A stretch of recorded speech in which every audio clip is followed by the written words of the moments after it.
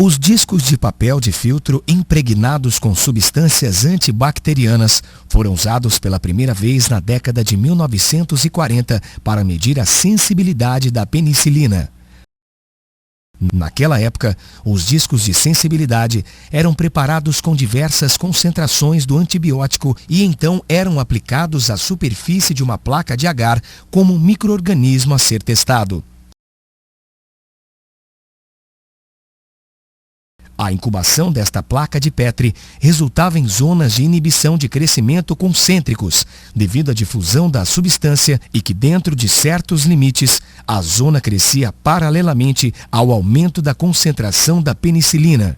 Inversamente, quando a concentração do disco empregado era mantida constante, o tamanho da zona de inibição podia ser relacionado diretamente com o grau de sensibilidade do micro-organismo em teste. Com o decorrer do tempo e o surgimento de novos antimicrobianos, a utilização dos discos de sensibilidade levou ao desenvolvimento de métodos de determinação da sensibilidade pela utilização de discos impregnados com quantidades fixas de antimicrobianos. Em 1966, Bauer e seus colaboradores publicaram uma técnica, o método de Kirby-Bauer, a qual, além de procurar consolidar o emprego de um único disco para cada antibacteriano, apresenta também uma metodologia simples, cujos resultados oferecem a melhor correlação com o método da concentração mínima inibitória.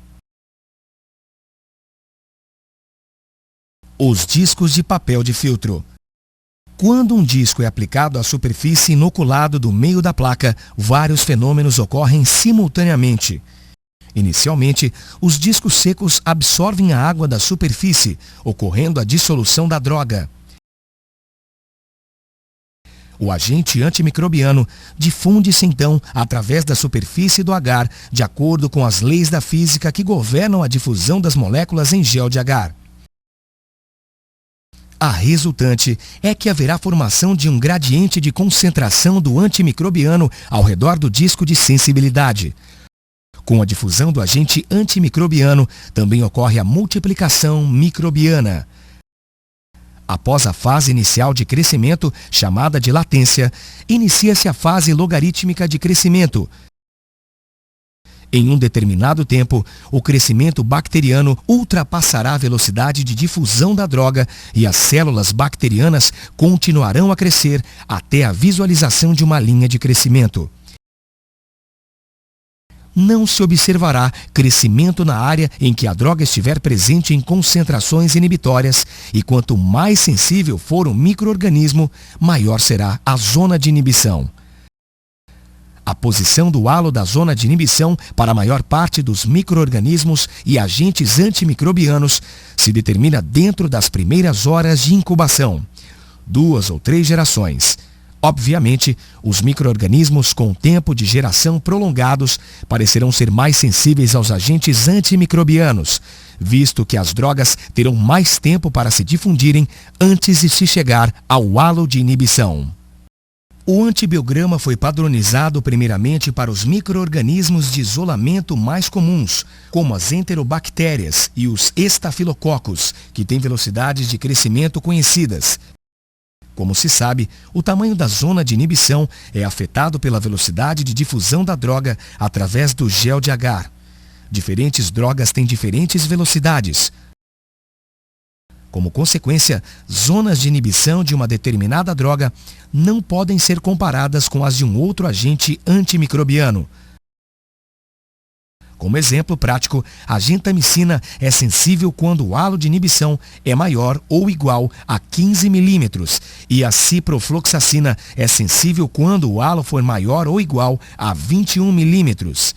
Isto não significa que a ciprofloxacina seja mais ativa que a gentamicina, visto que para a fixação dos limites de sensibilidade e resistência, toma-se como base a concentração inibitória mínima das bactérias, o halo de inibição do antibiograma e a concentração sérica.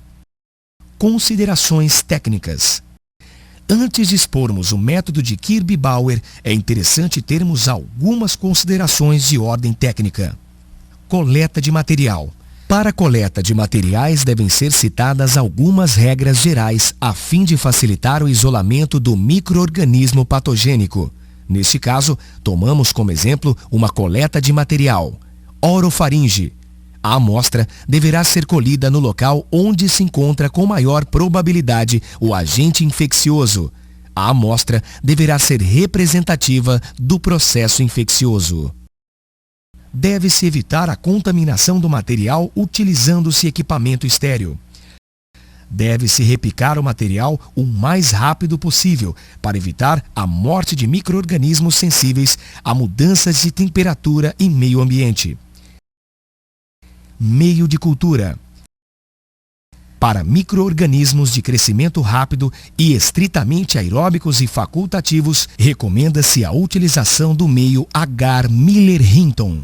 O meio base permite o crescimento da maioria dos micro-organismos para os quais os testes do antibiograma é mais relevante. Antes da liberação para uso nos testes de sensibilidade, devido ao fato que pode haver variação da performance do meio e dos discos, cada lote deverá ser testado com as seguintes cepas padrão: Escherichia coli ATCC 25922, Staphylococcus aureus ATCC 25923, Pseudomonas aeruginosa ATCC 27853, Escherichia coli ATCC 35218, Haemophilus influenza ATCC 49247, Haemophilus influenza ATCC 49766, Neisseria gonorrhea ATCC 49226 e Streptococcus pneumoniae ATCC 49619.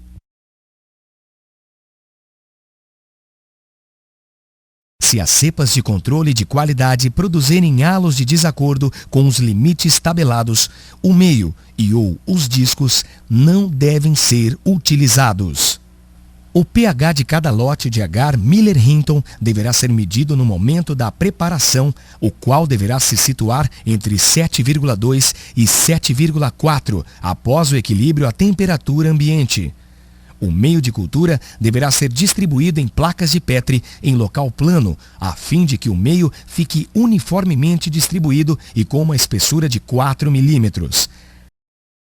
Para placas de Petri grandes com 150 milímetros, utilizar 50 mililitros de meio de cultura.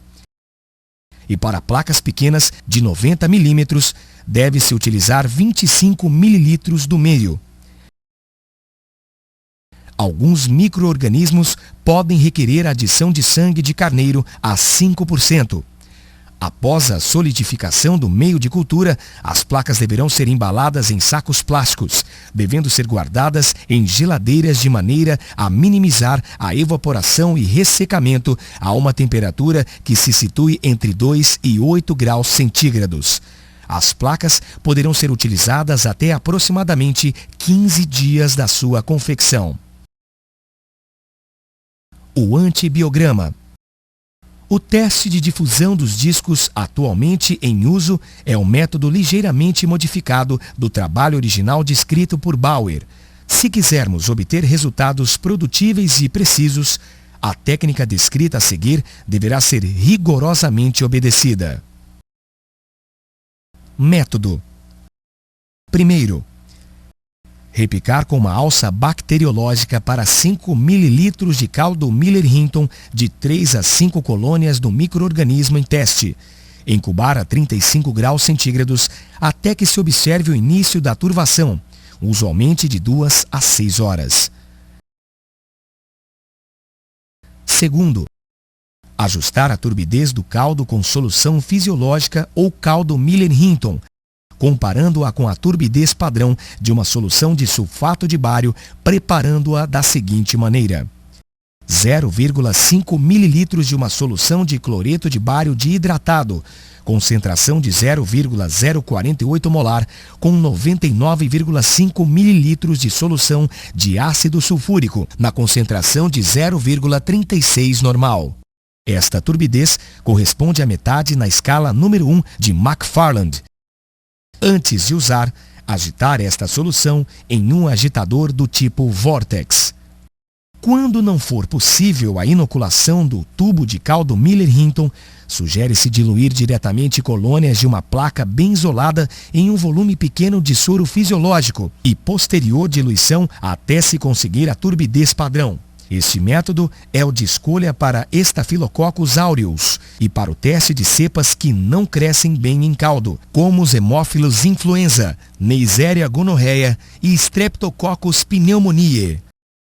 Após o acerto da turbidez, a suspensão deverá ser utilizada num prazo máximo de 15 a 20 minutos. Terceiro, para semear a placa de agar Miller-Hinton, deve-se utilizar um suave estéreo atóxico, mergulhando-o na suspensão e retirando o excesso do inóculo, apertando-o e girando-o na parede do tubo.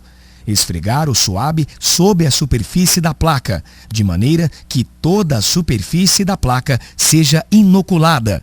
Deixar a placa secar por 3 a 5 minutos, mas não mais de 15 minutos, antes da aplicação dos discos.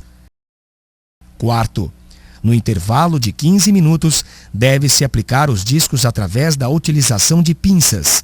Todos os discos devem ser apertados na superfície do agar. A disposição dos discos deve ser tal que fiquem em uma distância mínima de 15 milímetros das bordas da placa e distantes suficientes para não haver sobreposições das zonas de inibição. No espaço de 15 minutos, as placas devem ser invertidas e incubadas a 35 graus centígrados. O tempo deve ser controlado para não causar o excesso na pré-difusão do antibiótico. Para maior praticidade, poderão ser utilizados os polissensidiscos. Não se deve incubar em atmosfera de gás carbônico, devido ao fato de que o gás carbônico pode alterar o pH e a atividade de alguns antimicrobianos. Quinto, leitura e interpretação. Após 18 a 24 horas de incubação, deve-se examinar as placas e proceder à leitura dos halos por intermédio de uma régua milimetrada ou paquímetro digital.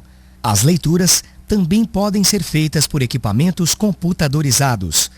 A DME comercializa um sistema computadorizado que permite que as medidas dos halos sejam feitas com auxílio do mouse. O sistema Automic é concebido nas padronizações do NCCLS, sendo totalmente aberto, permitindo ao microbiologista aplicar todos os seus conhecimentos, desde a escolha dos perfis de antimicrobianos até a emissão dos relatórios estatísticos e epidemiológicos.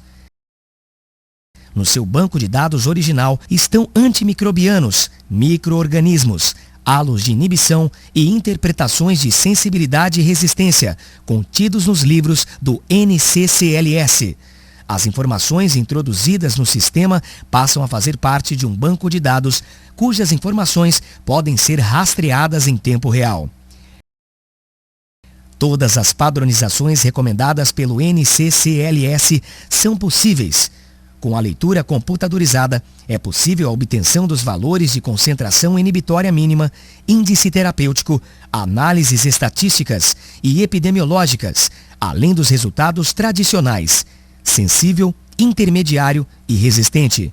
Os usuários do Automic possuem um espaço no site da DME, tendo cada um login e senha, onde as atualizações e literaturas relacionadas estão disponíveis. Quando se utilizar somente o meio de Miller-Hinton, a medição deve ser feita nas costas da placa e a iluminação deverá ser observada por luz refletida. As zonas de inibição em placas contendo sangue devem ser medidas na superfície do agar. A leitura deve ser feita onde se observar a inibição completa do crescimento. Quando se fizer o antibiograma de estafilococos com antibióticos resistentes à penicinilase, os halos deverão ser examinados contra a luz transmitida para se verificar o crescimento de pequenas colônias penicilino-resistentes. Colônias de grande tamanho, crescendo dentro das zonas de inibição, podem representar o crescimento de variantes resistentes ou o uso de inóculo misto, os quais deverão ser reisolados e reidentificados. No caso de sulfonamidas ou sulfametoxazol trimetoprim, micro-organismos podem crescer por várias gerações antes de ocorrer a formação do halo e, neste caso, a leitura deverá ser feita desprezando-se o crescimento leve, levando em conta a borda do halo onde o crescimento for mais intenso. No caso do véu de Proteus, a leitura também deverá ser feita na borda do halo de crescimento mais intenso.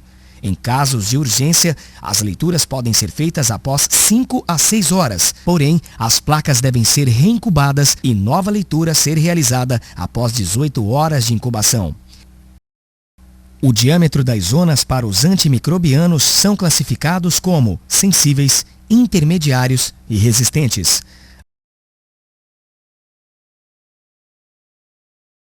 As interpretações devem ser feitas de acordo com a tabela recomendada pelo NCCLS. A correlação com a concentração inibitória mínima também é dada na tabela. As concentrações inibitórias mínimas tabeladas referem-se aos níveis da droga no sangue, obtidos com doses normais dos antimicrobianos ou aos níveis urinários, como nos casos da nitrofurantoína e ácido nalidíxico. Os critérios para interpretação foram estabelecidos mediante uma correlação entre zonas de inibição e concentração inibitória mínima e níveis terapêuticos eficazes. A categoria sensível refere-se ao micro-organismo que morre com níveis séricos adequados da droga. Entende-se, neste caso, níveis séricos e teciduais. A categoria intermediária indica que o resultado do teste é equívoco ou indeterminado. Já o micro-organismo resistente é aquele que é inibido com concentrações que ultrapassam o nível terapêutico normalmente atingido no sangue ou tecido ou simplesmente não é inibido pelo antimicrobiano. Fontes comuns de erro. Preparação inadequada do agar Miller-Hinton, particularmente na falha medida do pH no momento da preparação. Utilização do meio com prazo vencido ou armazenamento de maneira insatisfatória. Variabilidade do agar Miller-Hinton. Cada lote novo deve ser testado com as cepas de controle de qualidade. Armazenamento incorreto dos discos. Inóculo incorreto. Falha na retirada do excesso do inóculo no suave. Atraso excessivo na inoculação das placas após acerto da turbidez. Atraso excessivo na aplicação dos discos. Atraso excessivo na incubação das placas. Incubação a temperaturas incorretas. Leitura prematura antes do mínimo de 18 horas. Medida incorreta do halo. Utilização de culturas mistas. Aplicações do teste em cepas anaeróbicas ou de crescimento lento.